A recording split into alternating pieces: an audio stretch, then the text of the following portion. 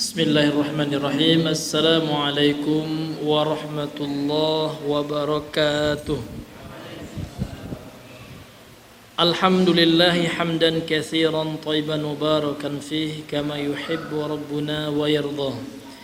Ashhadu an la ilaha illallah wahdahu la syarika lah wa ashhadu anna Muhammadan abduhu wa rasuluh. Allahumma salli wa sallim wa barik wa zid wa an'im ala rasulina wa qurrati a'yunina Muhammadin sallallahu alaihi wasallam wa ala man sara ala nahjihi wa tamassaka bi sunnatihi ila yaumiddin.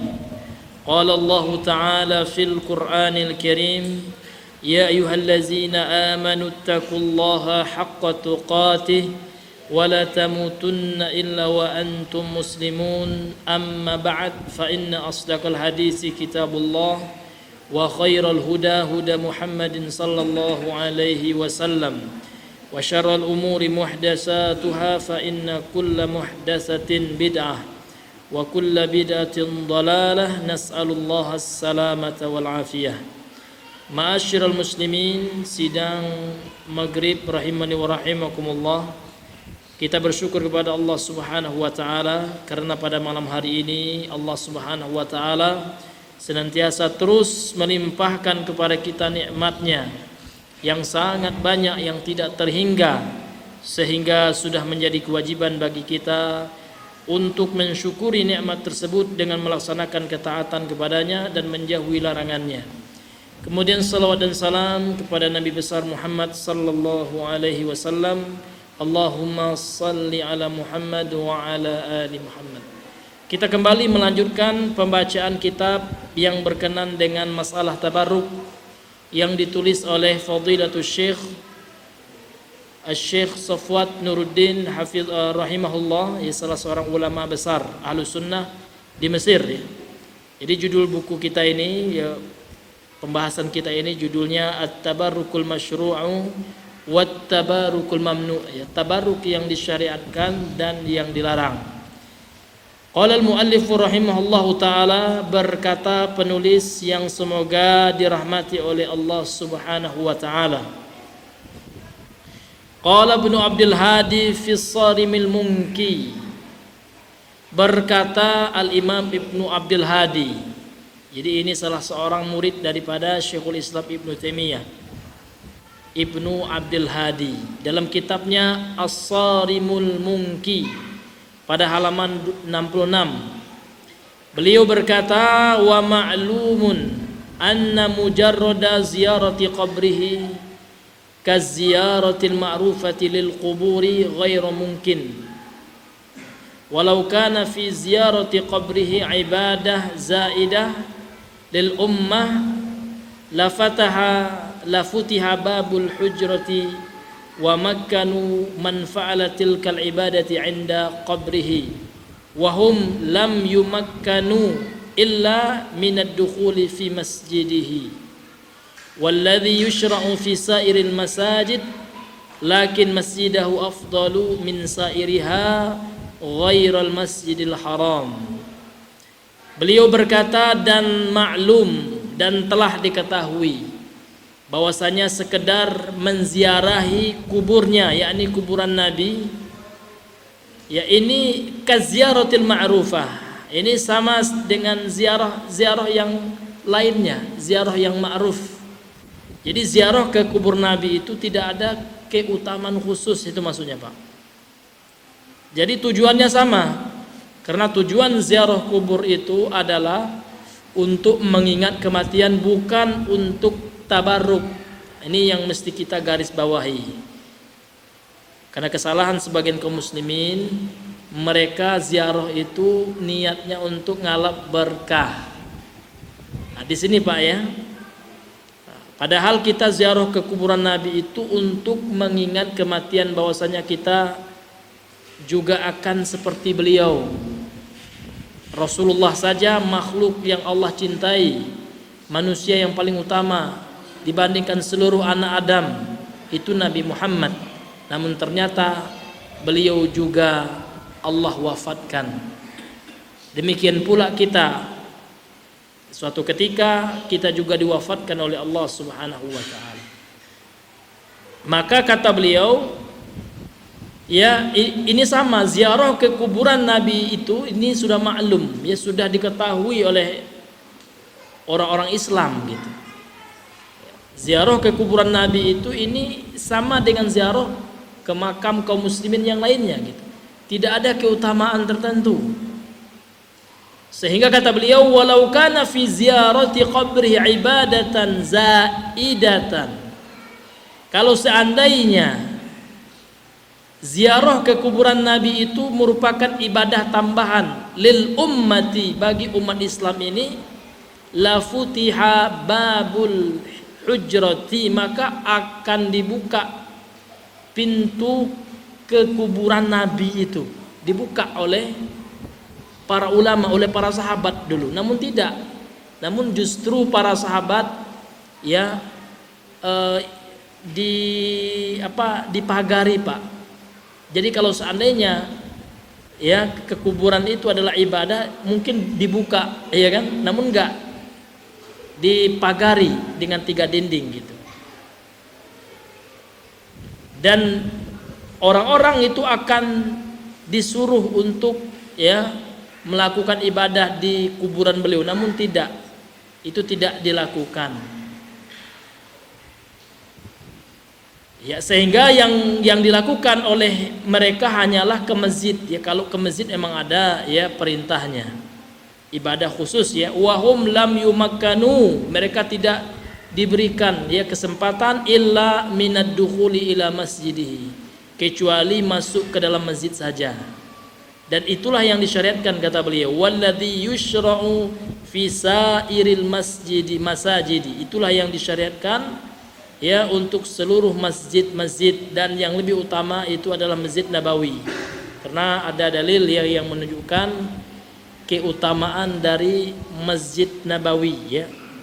Salat di situ gitu. Membaca Al-Qur'an ya, beribadah di masjid itu lebih utama, terutama salat ya, daripada masjid yang lainnya. Itu disebutkan keutamaan amal ya dalam beribadah di Masjid Nabawi. Namun bukan untuk tabaruk yang dilakukan oleh sebagian orang ya, seperti mengusap-ngusap tangan ya. Ini tidak disyariatkan.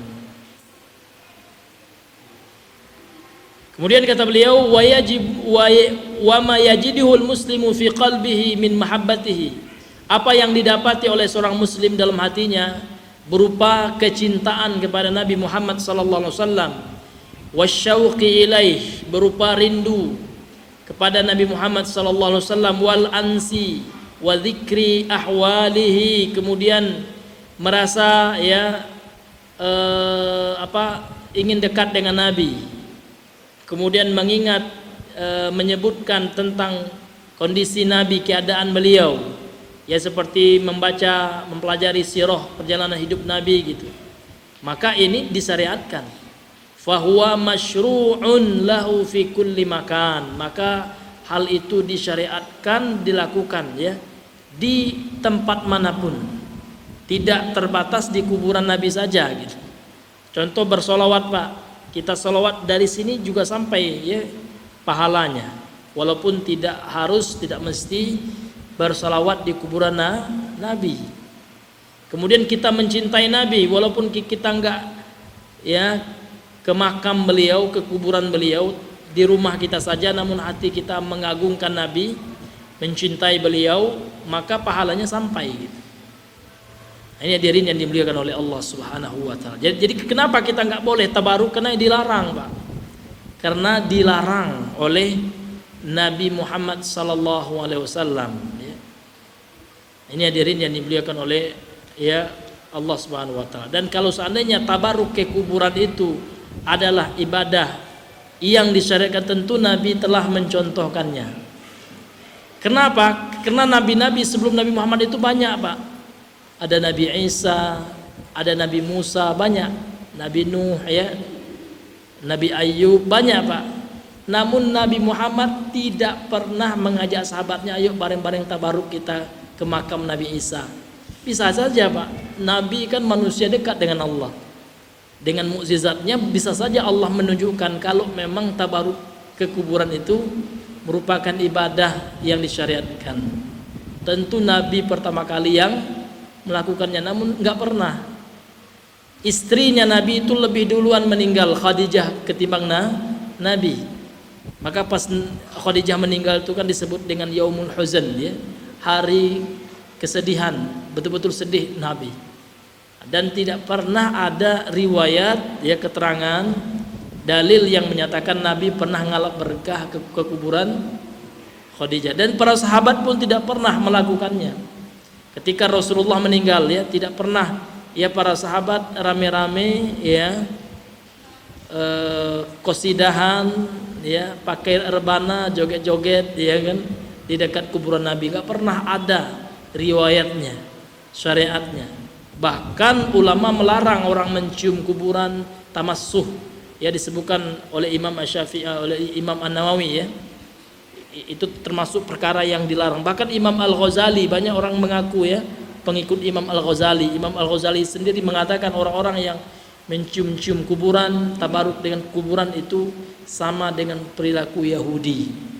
Karena orang Yahudi lah, ya, manusia yang menyemarakkan, yang mengagungkan kuburan Nabi mereka. Bahkan mereka membangun masjid, ya, di kuburan Nabi mereka. Sehingga Rasulullah SAW bersabda, la'natullah alal yahudi wan nasara. Allah melaknat orang Yahudi dan Nasrani, ittakhadhu qubura anbiya'ihim masajida, karena mereka menjadikan kuburan para nabi mereka sebagai masjid. Nah, jadi kuburan itu udah kayak masjid, Pak. Ada sholatnya ke kuburan itu, ya kan? Iya. Kemudian apa lagi? Zikirnya di kuburan, ya. Baca Qur'annya di kuburan, ya. Padahal yang harus dimakmurkan itu masjid, ya, bukan kuburan, ya kan? Iya, yang kita makmurkan itu masjid. Dalam Al-Quran itu kan nggak ada perintah memakmurkan kuburan, nggak ada. Tapi kalau perintah memakmurkan masjid banyak sekali, Pak, ya, dalil dari Al-Quran itu dan hadis Nabi, apalagi anjuran-anjuran kita untuk memakmurkan masjid, bukan memakmurkan kuburan, ya kan? Ini hadirin yang dimuliakan oleh Allah. Sehingga apa? Sehingga ada sebagian orang itu hatinya sangat tertaut dengan kuburan, Pak. Karena saya pengalaman nih, Pak, ya kan, waktu saya tahun 2016 itu waktu dievakuasi, waktu itu saya evakuasinya di Tarim, ya, di Yaman itu, di Hadramaut. Yang anehnya, Pak, teman-teman yang lulusan Darul Mustafa Ribat waktu itu, ya, ini fakta, ya, karena memang evakuasinya saya ikut juga dengan rombongan teman-teman itu.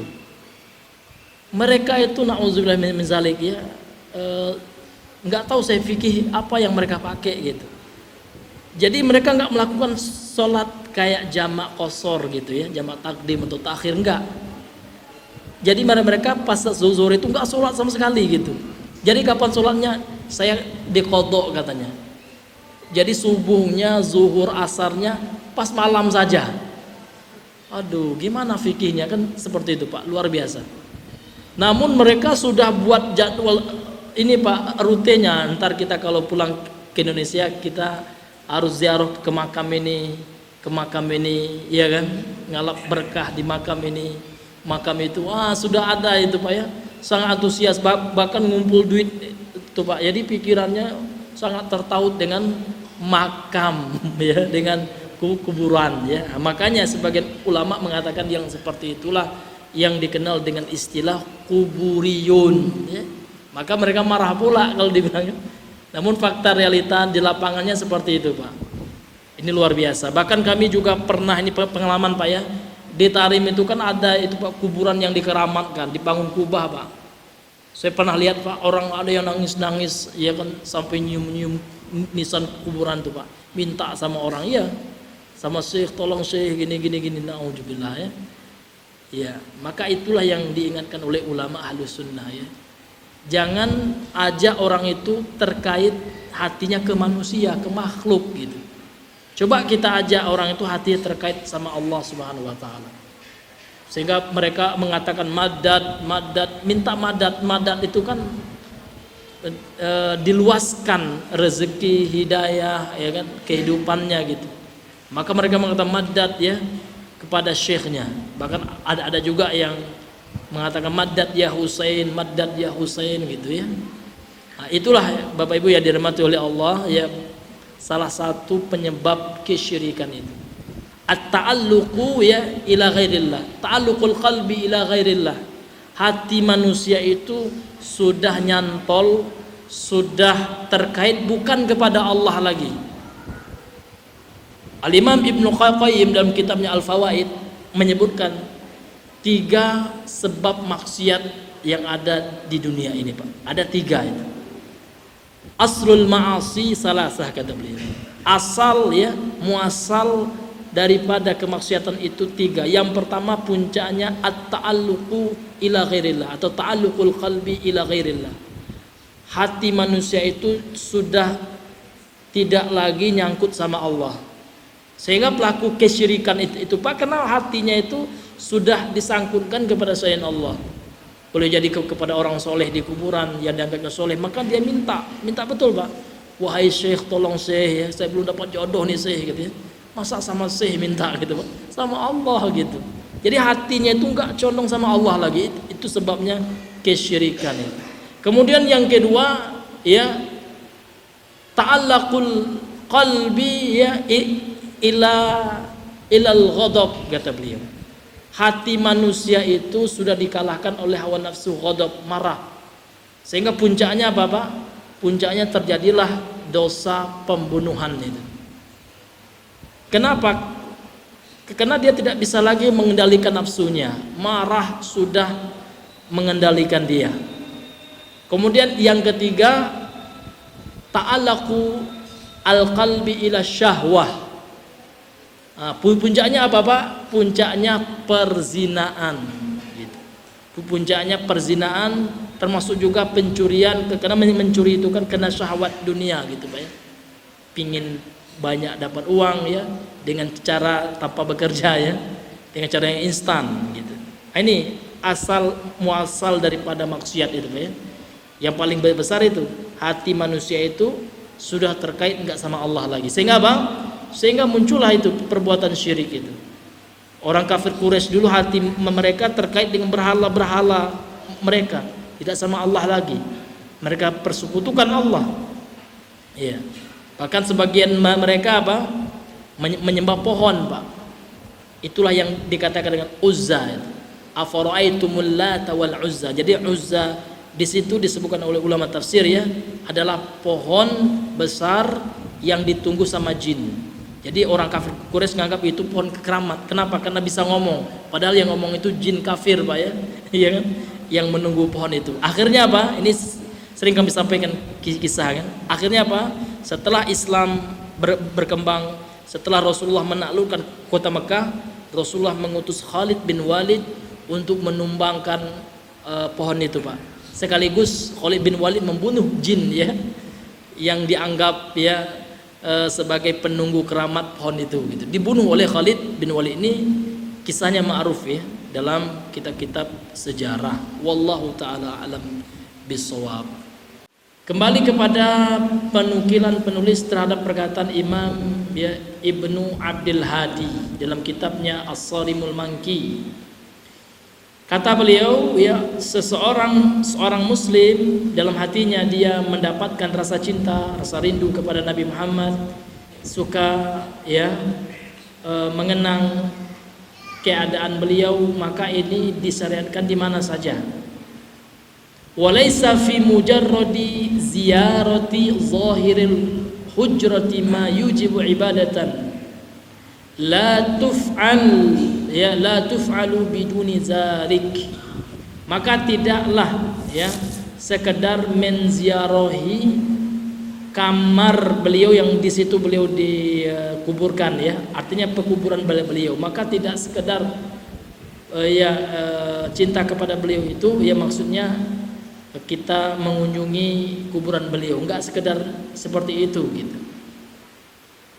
Yang mana hal itu ya diyakini oleh sebagian orang yujibu ibadatan, mewajibkan seseorang melakukan sebuah ibadah. La tuf'alu, dan ibadah itu tidak dilakukan biduni zalik, tanpa hal itu, yakni tanpa berziarah ke kuburan Nabi. Maka ini tidak disyariatkan perkara yang seperti itu. Jadi kita ziarah kubur Nabi itu ya boleh, kalau ziarah kubur nggak ada yang melarang Pak ya. Karena hikmah berziarah kubur itu sudah dijelaskan oleh Nabi langsung. Kata Rasulullah dalam hadis Sahih Muslim Pak ya, kuntu nahaitukum an ziyaratil kubur. Dahulu aku pernah melarang kalian ziarah kubur. Jadi di awal-awal Islam dilarang oleh Nabi sahabat. Fazuruhal ana, atau kama qala Nabi sallallahu alaihi wasallam. Maka ziarah kubur itu sekarang boleh, jadi hukum larangannya sudah dihapus, sudah dimansukh namanya. Namun ingat tujuannya Nabi jelaskan sendiri. Fa innaha tudzakkirukumul mauta wa fi riwayah tudzakkirukumul akhirata. Karena sesungguhnya menziarahi kubur itu mengingatkan kalian kepada kematian, dan menurut yang lain supaya kalian ingat akhirat. Jadi tujuan ziarah kubur itu Pak, ingat kematian, ingat akhirat, dan mendoakan orang yang di kubur itu. Sebagaimana doanya ya, assalamu alayka ayyuhad ya ahlad diyar ya. Nas'alullaha lana walakumul afiyah wa nahnu insyaallahu bikumul lahiqun ya. Kalau enggak kita wakafkan gitu. Artinya apa? Kita doakan kepada Allah keselamatan, itu arti selamat. Assalamualaikum, salam itu artinya Pak. Jadi salam itu artinya Pak, kita mendoakan supaya orang yang kita sampaikan salam itu dapat keselamatan dari siapa? Dari Allah. Jadi orang pas ketemu di jalan assalamualaikum, pas ziarah kubur kan kita ucap salam Pak. Salam itu artinya apa? Kita berdoa sama Allah supaya Allah berikan keselamatan atas orang penghuni kubur, bukan minta sama orang penghuni kubur itu. Nah, itu yang nggak boleh itu Pak ya. Minta. Ada nggak kasusnya? Ada. Karena mereka meyakini orang yang meninggal itu sebagai perantara, katanya, wasilah. Ya, karena mereka itu dekat sama Allah. Kita ini banyak dosa, jadi kalau kita minta langsung nggak bisa. Itu salah kaprahnya di situ Pak. Karena dianalogikan, disamakan dengan menghadap presiden katanya. Nah, kalau orang menghadap presiden nggak bisa langsung Pak Ustadz, gitu. Harus melalui ajudannya, harus dibuat surat dulu ya kan. Ya kan? Nah, beda Pak. Allah itu maha dekat. Ya. Dekat dengan apa? Dengan pengetahuannya, dengan penglihatannya, dengan pertolongannya. Itu maknanya Allah bersama kita. Artinya Allah itu dekat dengan kita, dengan pengetahuan Allah itu tahu. Allah itu maha mendengar, itu maksudnya. Adapun ya berkenan dengan sifat zat bagi Allah, Allah sendiri yang mengatakan Ar-Rahmanu 'alal arsy istawa. Kalau zatnya Allah tetap di atas ya Pak ya. Namun pendengarannya Allah, pengetahuannya Allah, ilmunya Allah itu meliputi seluruh alam semesta ini. Tidak ada satupun di alam semesta ini yang luput dari penglihatan Allah. Allah maha melihat, itu masuk Allah maha. Namun zatnya Allah itu beda dengan makhluknya, enggak bisa nyatu dengan alam semesta ini. Karena Allah itu laisa kamislihi syai'un. Allah itu enggak nyatu dengan makhluknya, zatnya Allah gitu. Kita harus yakin Allah punya zat. Namun gimananya enggak tahu kita, karena kita belum pernah lihat Allah. Enggak boleh kita samakan Allah dengan makhluk.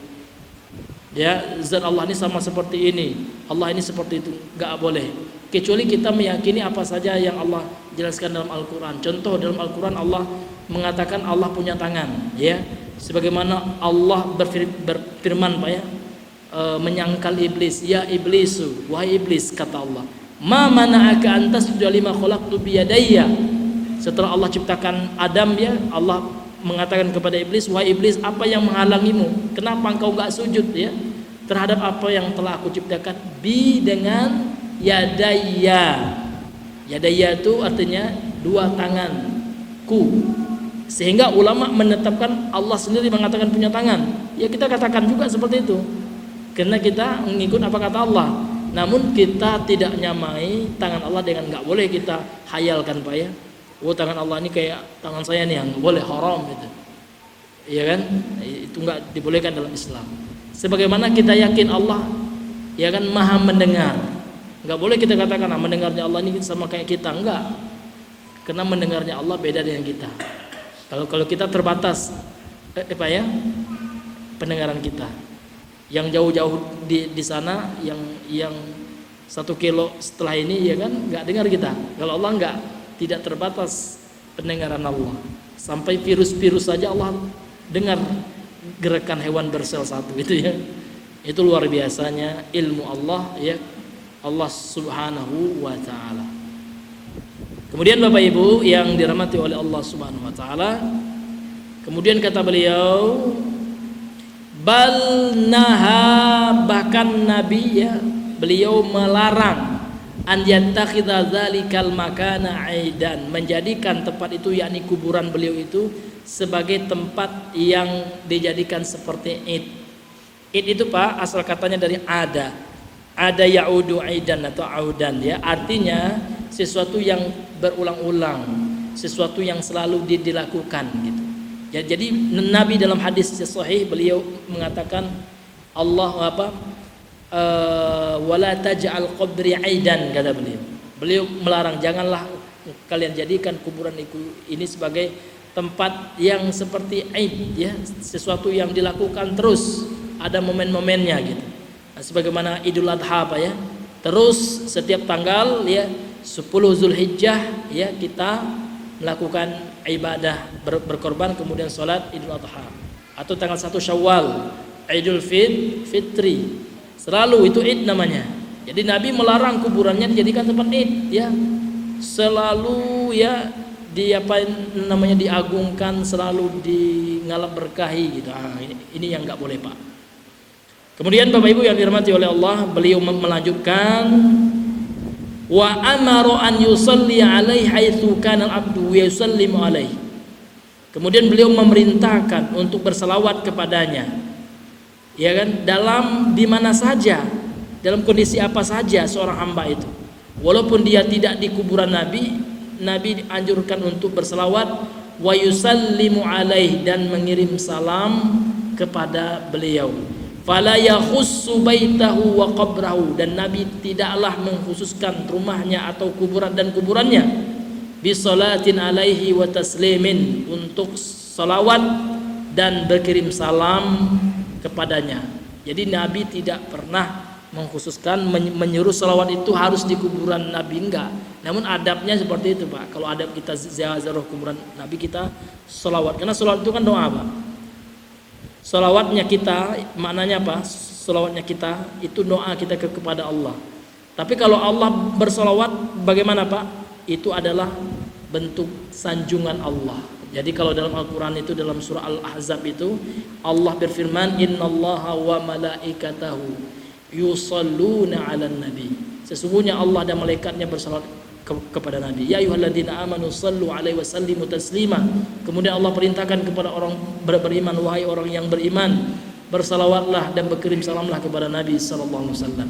Jadi apa makna salawat Allah? Apakah Allah mengucapkan Allahumma shalli ala Muhammad? Masa Allah salawat sama Allah juga? Enggak. Jadi salawatnya Allah itu ulama tafsir mengatakan adalah pujian Allah kepada beliau dan ampunan Allah, serta Allah mengangkat derajatnya. Itu maknanya Allah bersalawat kepada Nabi. Kalau salawat malaikat apa? Kalau salawat malaikat adalah malaikat memohon ampun untuk beliau kepada Allah. Kalau salawat kita itu yang kita baca itu, Allahumma salli ala Muhammad, kan kita minta sama Allah. Allahumma itu artinya ya Allah, salli ala Muhammad, berikan salawat kepada Nabi Muhammad, artinya berikan kepada Nabi Muhammad itu sanjungan, pujian, tempat yang mulia, ampunan gitu. Nah, ini Bapak Ibu, dan salawat itu hukumnya tergantung. Kalau dalam sholat itu rukun sholat, sengaja nggak baca itu batal sholatnya. Ya, kalau lupa dia ganti rakaat yang lupa itu. Ya, dia lakukan rakaat itu ya, kemudian sebelum salam, atau kalau apa namanya itu, kalau sholatnya itu nambah 3 rakaat ditambahnya 4 itu berarti sujud sahwi dia setelah salam. Kalau sebelum itu sebelum salam gitu ya. Ini Bapak Ibu. Jadi kalau sholawat waktu sholat itu wajib gitu Pak ya. Iya. Kalau ada orang yang nggak sholawat nggak sah sholat, karena rukun dia. Karena yang namanya rukun kalau tidak dipenuhi batal ya sesuatu itu. Karena rukun itu adalah sesuatu yang harus ada. Kalau nggak ada dia batal sesuatu itu. Itu namanya rukun. Nah, kemudian sholawat di luar itu hukumnya sunnah, kecuali kalau mendengar nama Nabi itu wajib. Misalkan kita sebut Muhammad sallallahu alaihi wasallam, kita wajib setelah itu bersalawat kalau kita dengar nama Nabi Muhammad sallallahu alaihi wasallam. Minimal kita baca sallallahu alaihi wasallam begitu. Itu bentuk salawat juga, Pak. Kemudian Bapak Ibu yang dirahmati oleh Allah, kemudian beliau mengatakan summa qala, kemudian beliau berkata, wa amma ma syara'u lahum minas salati wassalami alaihi fi kulli makanin wa alla yattakhidhu baitahu 'aidan wala masjidan. Kemudian Imam Ibnu Abdul Hadi berkata, kemudian Rasulullah SAW mensyariatkan untuk mereka salawat dan salam atasnya fi kulli makan, di setiap tempat, tempat manapun Pak. Wa alla yattakhidhu, dan supaya mereka tidak menjadikan baitahu 'aidan, rumahnya Nabi sebagai tempat yang selalu rutin dikunjungi, wala masjidan, dan beliau melarang, Nabi Muhammad SAW itu melarang mereka menjadikan kuburan Nabi sebagai masjid. Wa mana'ahum min an yadkhula ilaihi wa yazuruhu kama tuzarul quburu. Kemudian beliau sallallahu alaihi wasallam, kata Imam Ibnu Abdul Hadi, melarang mereka untuk masuk kepada kuburannya. Jadi cuman boleh itu Pak di luar pagar. Dan sampai sekarang kan nggak ada yang bisa masuk gitu ya, langsung masuk ke melihat nisannya Nabi, kan nggak ada itu Pak ya. Kan dibatasi di dinding itu ya, tiga lapis itu Pak. Sebagaimana kubur banyak manusia diziarahi. Fahadha yujibu kamala tauhidih li rabb ya.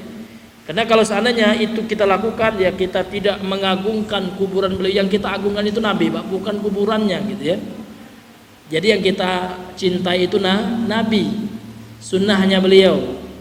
Ya, ibadah seperti ibadah beliau itu yang kita agung, bukan mejanya, kuburannya, seperti itu. Karena kalau kita lakukan itu, kata beliau, ini bisa menyebabkan kesempurnaan tauhidnya mereka terhadap Rabb-nya, terhadap Allah Subhanahu wa taala.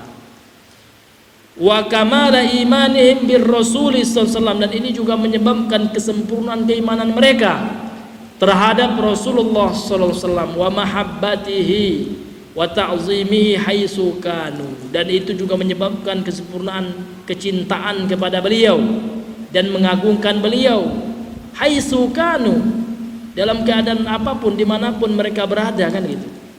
Wahtimamihim bima umiru bihi min ta'atihi, dan juga ini menyebabkan kesempurnaan bagaimana mereka, termasuk kita ya kaum muslimin ya, ihtimam ya, berusaha sungguh-sungguh terhadap ma umiru bihi, apa yang mereka diperintah dengannya, min ta'atihi, berupa bentuk ketaatan kepada Rasulullah. Jadi kita itu Pak harus berusaha, berupaya sungguh-sungguh untuk melaksanakan perintahnya Nabi Muhammad. Itu bukti kita cinta kepada beliau. Bukan bukti cinta kita kepada Nabi itu ya kita ngalap berkah di kuburannya, nggak ada. Karena memang ada juga sebagian orang beralasan kan kita cinta sama Nabi Pak ya, makanya kita ya ngalap berkah, minta sama Nabi ya. Ini salah kaprah Pak. Karena Nabi itu sangat perhatian betul terhadap masalah tauhid. Dalam hadis Sahih Muslim Pak ya, suatu ketika ada sahabat pleset lidahnya, salah ngomong gitu Pak ya. Sahabat ini mengatakan insyaallahu wa syi'ta. Jika Allah mengendaki dan engkau. Lantas Nabi marah betul.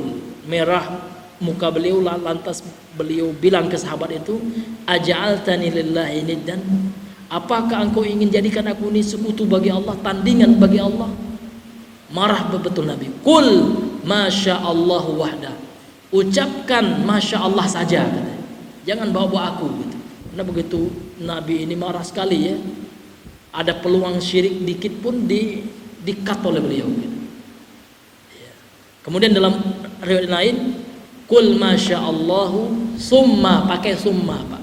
Enggak pakai wa, karena ada bedanya. Kalau wa itu maknanya al-ishtirak. Maksudnya apa? Ada kesamaan, kesetaraan. Jika Allah mengendaki dan engkau, seolah-olah di situ ada penyetaraan Allah dan Nabi Muhammad. Itu Nabi Muhammad marah sekali, nggak mau. Tapi kalau pakai summa, kalau summa itu Pak ada tertibnya, ada yang didahulukan. Masya Allah, kita ucapkan Masya Allah. Jika Allah mengendaki, Allah dulu yang pertama, summa kemudian. Ya. Karena summa ini yufidu tertib dalam bahasa Arab ya, memberikan makna urutan, tidak kesetaraan, gitu Pak ya, tidak kesamaan. Ini ya Bapak Ibu yang dirahmati oleh Allah Subhanahu wa taala. Kenapa? Karena Nabi Muhammad enggak mau sallallahu alaihi wasallam ya. Karena beliau begitu menjaga ya akidah umat Islam itu, bagaimana akidah umat Islam itu jauh dari hal-hal yang berbau kesyirikan. Ini luar biasanya beliau. Fa inna ta'atahu hiya madarus sa'adati. Sesungguhnya taat kepada beliau, mentaati Rasulullah sallallahu alaihi wasallam, ini adalah sumber kebahagiaan. Wahiyal fariqatu baina auliya'illahi wa a'da'ihi. Taat kepada Allah itu menjadi pembeda Pak, antara wali-wali Allah dan musuh-musuhnya. Jadi di mana kita tahu orang itu wali Allah? Lihat perangainya, lihat tindak tanduknya. Kalau tindak tanduknya sesuai dengan perintah Allah dan Rasulnya, mengamalkan perintah Allah dan sunnah Rasulnya, berarti benar itu aulia Allah itu. Aulia jamak dari wali. Kalau waliun satu aja walinya. Kalau aulia wali-wali ya Pak ya. Jadi yang wali Allah itu siapa? Orang yang bertakwa Pak. Imam Syafi'i itu wali Allah itu. Beliau orang yang bertakwa. Para sahabat itu wali Allah semua. Abu Hurairah, Bilal bin Rabah itu wali Allah itu. Mereka yang kita jadikan contoh ya. Bukan orang-orang yang ngaku sebagai wali Allah, kemudian ngaku bisa tahu ya perkara gaib. Ngaku kalau sholat itu Pak, walaupun dia tinggal di Indonesia, katanya sholat Jumatnya di Mekah, dia wali.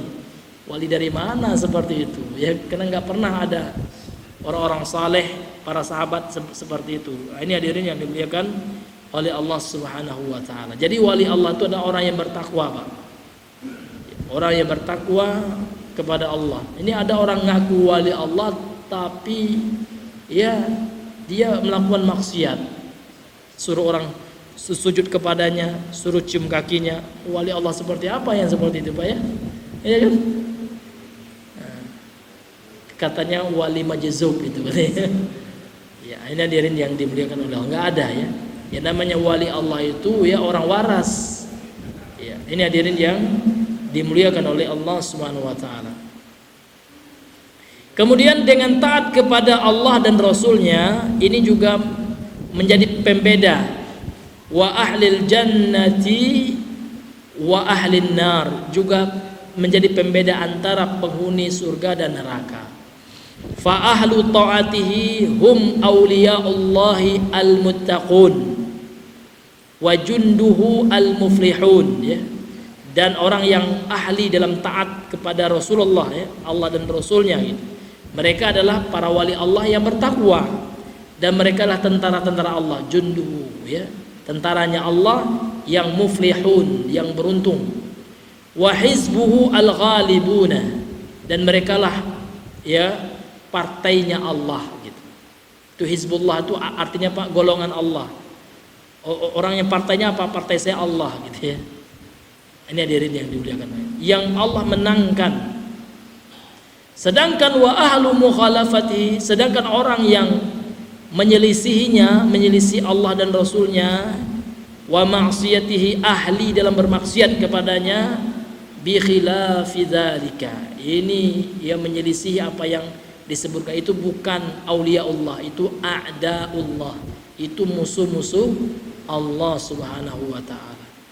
Jadi siapa musuh Allah itu Pak? Ya pelaku kesyirikan itu musuh Allah itu. Pelaku maksiat, ya pelaku bid'ah ya. Makanya ya kita sebagai Hizbullah gitu ya, orang yang bertakwa sama Allah, berharap kita ya mudah-mudahan gitu ya, maka kita wajib memberikan nasihat ya, arahan.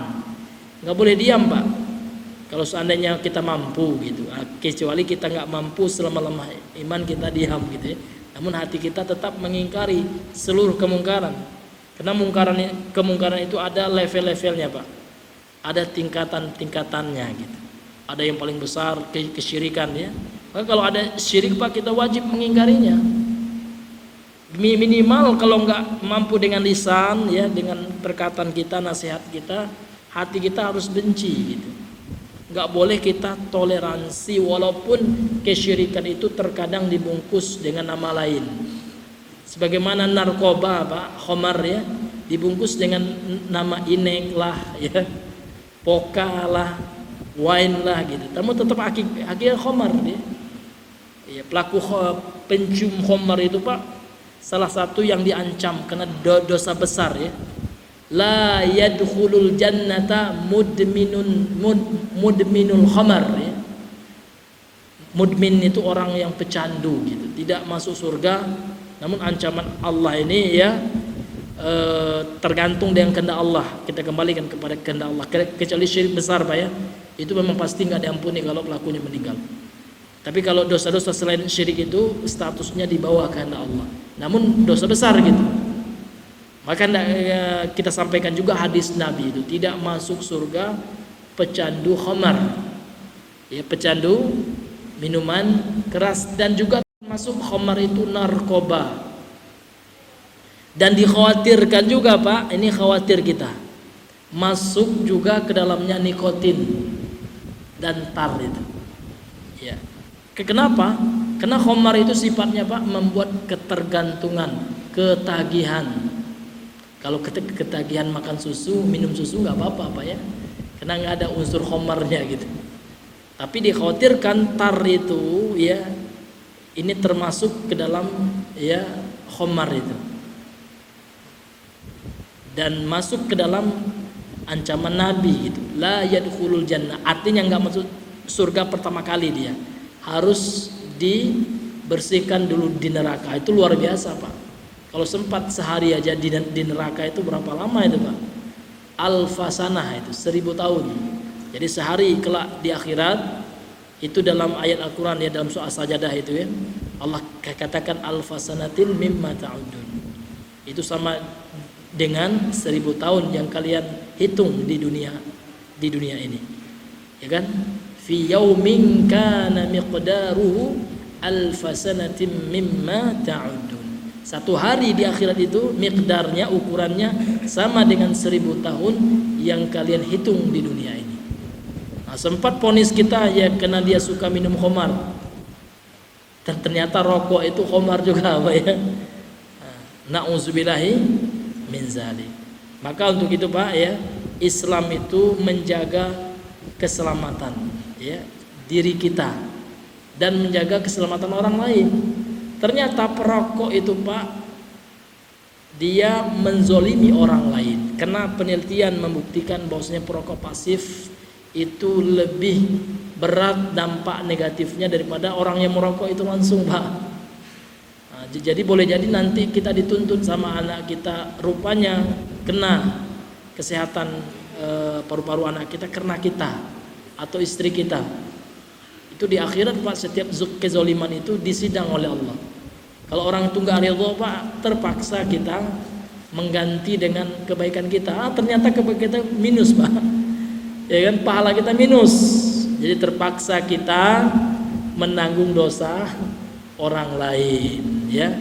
karena orang yang kita zolimi. Karena saya lihat luar biasa Pak ya, kita lagi lampu merah ya, orang di depan merokok, ada orang yang merokok itu Pak, lagi di kendaraan, lagi di motor merokok juga dia. Kenalah kita debunya Pak, ya kan? Kena asapnya kita kan, kita nggak merokok, kita yang kena gitu. Maka yang seperti itu kita tegur Pak ya. Ya kalau Bapak ingin merokok ya, karena di negara kafir aja Pak, itu nggak bisa sembarang merokok. Coba kita ke Singapura itu, ada tempat khususnya. Kalau sembarangan didenda di situ Pak, ya kan? Bahkan di pesawat aja nggak boleh merokok itu. Kalau ada yang merokok bisa kena cas ya, alarmnya itu kan berbunyi itu kalau di WC pesawat itu. Artinya apa? Emang nggak boleh Pak ya. Bahkan orang kafir saja Pak, saya pernah lihat di IG-nya ID ya, Ikatan Dokter Indonesia itu, orang kafir yang bagian kesehatan dunia itu kan, apa itu, WHO ya, itu bikin hari bebas tembakau sedunia, mereka rayakan gitu. Saking bahayanya rokok itu. Ini bukan kata orang Islam aja Pak, orang kafir saya sepakat ya, rokok itu nggak bagus, sehingga mereka rayakan hari bebas tembakau. Ada itu hari bebas tembakau sedunia, yang menggalakkannya para dokter-dokter ya gitu ya, para pakar kesehatan. Ini hadirin yang dimuliakan oleh Allah, ini sangat miris kita Pak. Bahkan saya pernah lihat Pak, anak sekarang luar biasa adab etikanya, minus sekali Pak. Anak sekolah Pak, depan sekolahnya ngerokok, gurunya lewat di depannya gini aja, nggak ada takutnya ya. Kalau zaman kami dulu sekolah itu sangat takut supaya kalau lewat guru gitu ya. Ini nggak, anak sekarang luar biasa Pak, ya kan, luar biasa. Maka untuk itu Pak, tugas kita adalah ya ayyuhalladzina amanu qu anfusakum wa ahlikum nar. Kalau anak orang tidak bisa Pak, minimal anak kita Pak. Jadi anak kita tuh jangan sampai terpengaruh dengan pergaulan yang nggak benar itu Pak. Anak-anak SMP sekarang udah merokok sebenarnya, luar biasa. Bahkan ada yang SD, ya kan? Ini luar biasa. Mudah-mudahan ya Bapak Ibu ya, kita dijauhi oleh Allah Subhanahu wa taala ya, anak keturunan kita, minimal keluarga kita dulu ya, daripada fitnah-fitnah yang seperti itu ya. Makanya ya, salah satu keutamaan memondokkan anak itu Pak, kita bisa memilihkan anak kita, memberikan kepada anak kita lingkungan, karena memang anak-anak itu terpengaruh oleh lingkungannya. Jadi kalau di pondok itu solusi hari ini Pak ya, karena di pondok nggak boleh Pak ya, jangan memerokok, itu besar poin kesalahan itu ya, bisa-bisa dikeluarkan kan seperti itu. Jadi anak kita dididik, diberikan pengertian bagaimana dampak daripada merokok, khamar ya, minuman keras, narkoba dan lain sebagainya. Karena luar biasa sekarang Pak, perkembangan narkoba itu sangat masif ya. Ada teman kita itu yang polisi narkoba itu bilangnya nauzubillah ya. Bahkan anak-anak SMA sekarang, anak-anak SMP Pak, di antara mereka itu sudah ada yang ini ya, menjadi pengonsumsi narkoba gitu.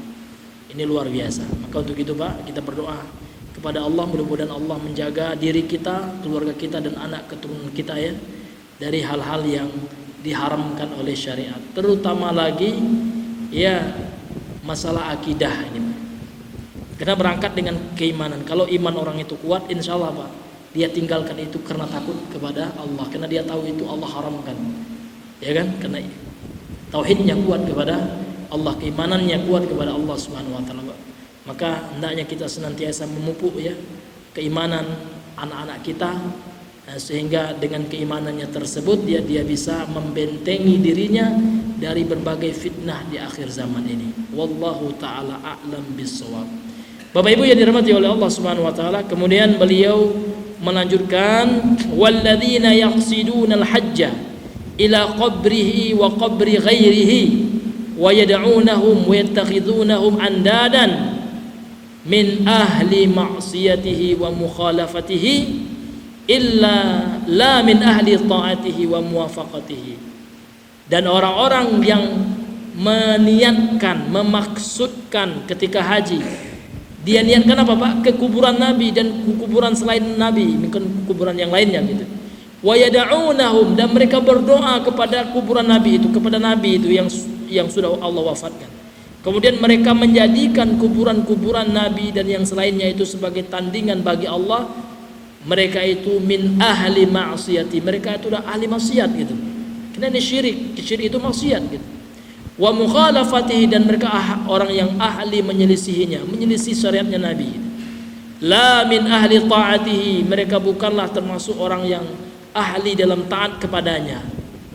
Wa muwafaqatihi, dan mereka juga bukan orang yang setuju, yang sesuai perbuatannya dengan apa yang disyariatkan oleh Nabi Muhammad sallallahu alaihi wasallam. Maka ini dosa besar gitu Pak ya. Orang yang minta sama Nabi, wahai Nabi Muhammad tolong kasihlah saya rezeki Nabi, mau syirik Pak. Yang ngasih rezeki itu Allah Subhanahu wa taala. Nah, ini dan makanya ada di situ ulama memberikan salah satu jenis syirik besar itu Pak, asyirku fid doa, syirik dalam berdoa. Jadi bagaimana syirik dalam berdoa ini Pak? Dalam berdoa, dalam minta, dia tidak mengikhlaskan doanya kepada Allah. Dia berdoa juga kepada selain Allah, minta sesuatu yang tidak mampu orang itu memberikan kecuali Allah gitu. Karena rezeki nggak mampu selain Allah memberikan rezeki Pak. Jodoh nggak mampu, mbah dukun nggak bisa Pak.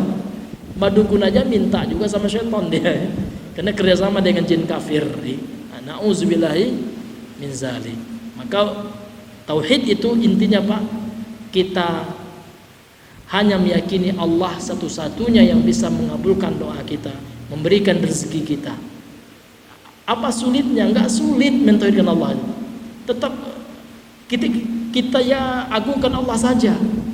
Itulah makna qul huwallahu ahad. Katakan Allah itu satu wahai Muhammad, satu dalam doamu gitu.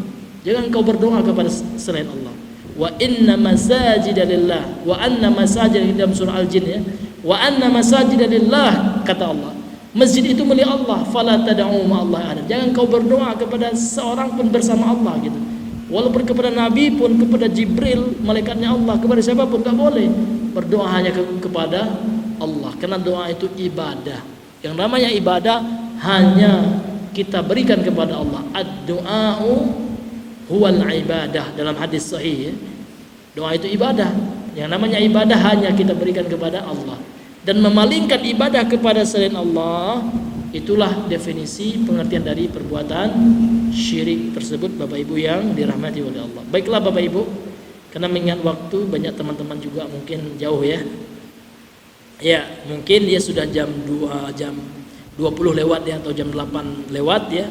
Mungkin kita cukupkan dahulu sampai di sini ya pengajian kita pada malam hari ini. Mudah-mudahan yang sedikit ini bisa bermanfaat, terutama bagi saya yang menyampaikan, dan juga bisa memberikan manfaat bagi Bapak Ibu sekalian yang mendengarkan, yang hadir di kajian kita pada malam hari ini. Sebelum kita tutup, mungkin ada yang ingin bertanya seputaran materi yang telah kita bahas atau hal lainnya. Kalau kami ada ilmunya, insya Allah kita berbagi di majelis kita pada malam hari ini. Untuk itu kami persilakan.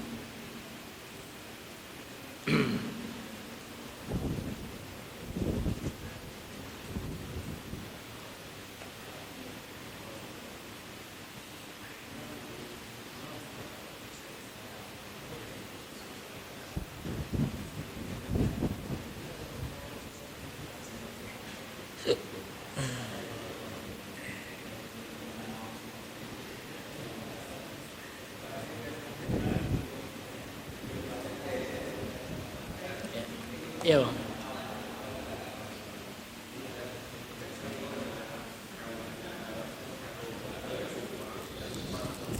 Gimana Bang? Bersumpah ya. Iya.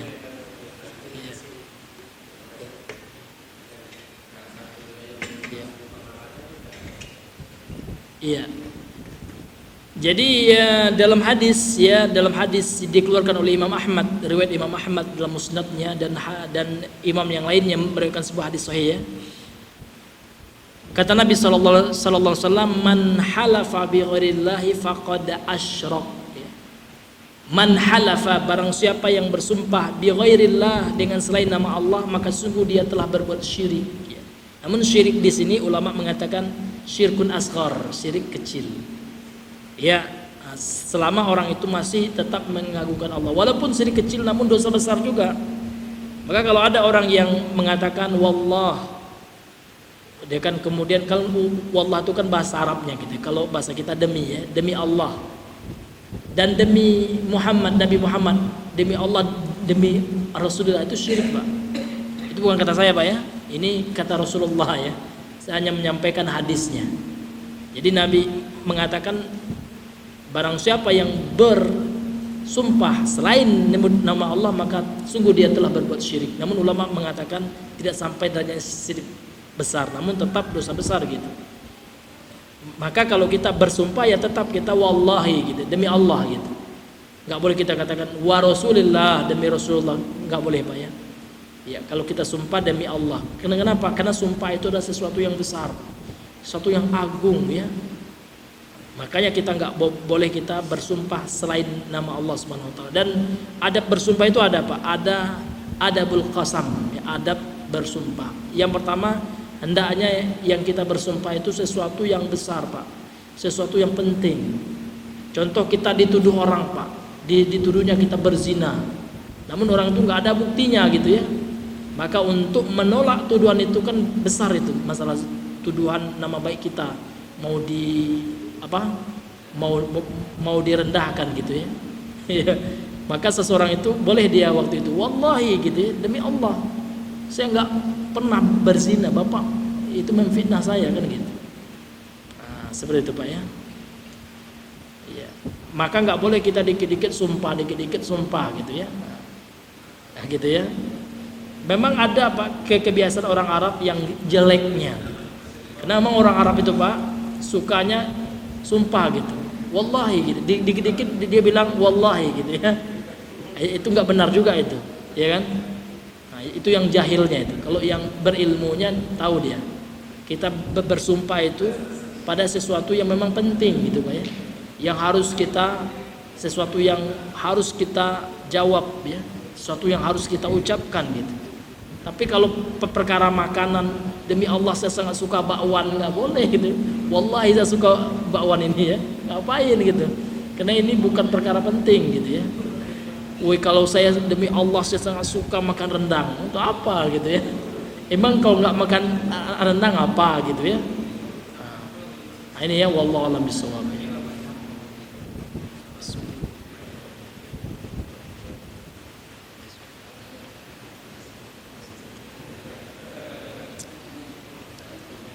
Ya, karena mengingat waktu, Pak, ya. Ya, kita cukupkan dulu pengajian kita dengan membaca doa kafaratul majlis. Subhanakallahumma bihamdika asyhadu an la ilaha illa anta astaghfiruka wa atubu ilaik. Assalamualaikum warahmatullahi wabarakatuh.